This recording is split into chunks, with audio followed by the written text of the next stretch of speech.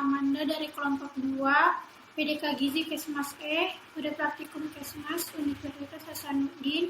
Pada kesempatan kali ini saya akan menjelaskan mengenai uji flebotomi. Adapun tujuan uji dari flebotomi ialah uji flebotomi merupakan salah satu prosedur laboratorium untuk mengeluarkan sejumlah komponen darah yang bermasalah.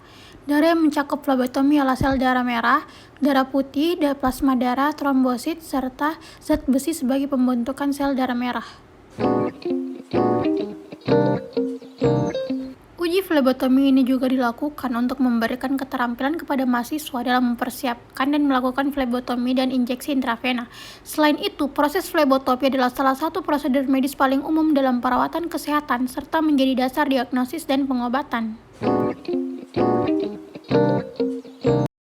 Dalam proses flebotomi ada beberapa macam pembuluh darah, ialah pembuluh arteri, tempat agak ke dalam, dinding pembuluh tebal, kuat, elastis, dan aliran darah berasal dari jantung.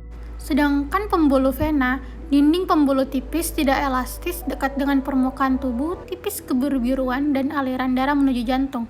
Dan pembuluh kapiler, ujung arteri bersambung dengan kapiler darah dan kapiler darah bertemu dengan vena terkecil yaitu venula. Flebotomi masa kini terdiri atas tusukan vena, venipuncture, tusukan kulit, skin puncture.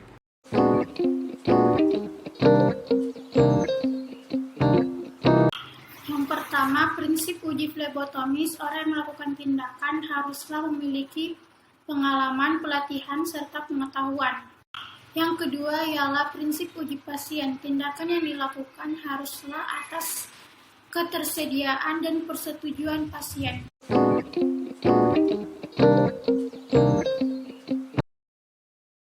Antiseptik digunakan sebagai cairan pensteril, kapas steril digunakan sebagai bahan pelapis luka, plester untuk melindungi luka, tourniquet untuk mengontrol aliran darah.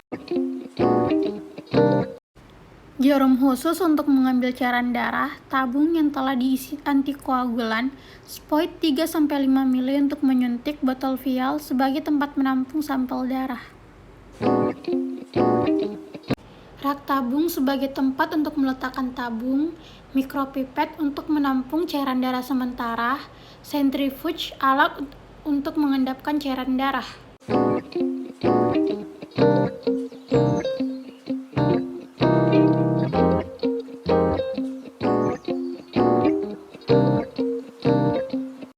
Langkah pertama, pilih bagian yang akan ditusukkan vena. Anticipitus, pilih vena yang besar dan tidak mudah bergerak. Lalu disinfektan area venipuncture dengan kapas alkohol dengan gerakan memutar dari tengah ke tepi. Biarkan 30 detik untuk pengeringan alkohol. Pasang tourniquet 7,5-10 cm di atas bagian venipuncture disertai pengepalan tangan pasien untuk membantu penampakan vena. Lalu, tusuk jarum ke dalam vena. Posisi lubang jarum menghadap ke 0 atas dengan sudut 15-30 derajat. Lalu lepas tourniquet dan jangan biarkan sampai terpasang lebih dari 1 menit. Setelah itu, isi tabung sampai ke vakumannya habis, lalu lepaskan jarum perlahan-lahan. Segera tekan dengan kapas selama 3-5 menit. Terakhir, plester bagian venipuncture dan lepas setelah 15 menit dan beri label pada tabung.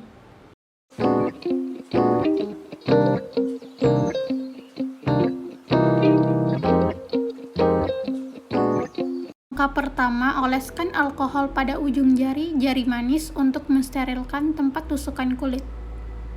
Langkah kedua, setelah alkohol kering, tusuk segera ujung jari dengan blood lancet yang sudah terpasang pada auto lancet. Langkah ketiga, darah yang pertama keluar dihapus dengan kapas kering dan darah yang keluar selanjutnya digunakan untuk pemeriksaan yang diinginkan. Langkah keempat, darah yang sudah diendapkan didesentrifus untuk memisahkan partikel sel darah yang telah diendapkan selama 5-10 menit.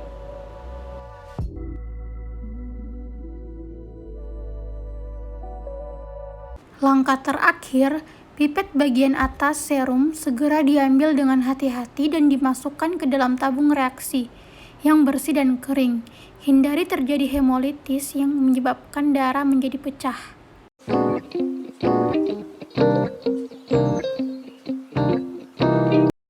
pada hasil pengambilan darah sudah sesuai dengan prosedur yang telah ditetapkan. Kendala uji flebotomi. Darah tidak terisap disebabkan jarum tidak berada di lumen vena. Kemungkinan karena tusukan kurang dalam atau sebaliknya, tusukan terlalu dalam. Nyeri pasca flebotomi. Setelah menjalankan flebotomi, akan merasakan sedikit rasa nyeri pada area penusukan jarum, namun rasa nyeri tidak berlangsung lama. Karena biasanya efek ini hanya akan berlangsung selama beberapa hari dan bisa hilang dengan sendirinya. Dampak flebotomi bagi kesehatan. Flebotomi akan membantu mengurangi jumlah zat besi yang berlebihan dan mengeluarkan sejumlah sel darah merah dari tubuh, di mana sel darah merah yang lama terdapat dalam tubuh akan membawa dampak buruk bagi kesehatan dan dapat menyebabkan berbagai penyakit.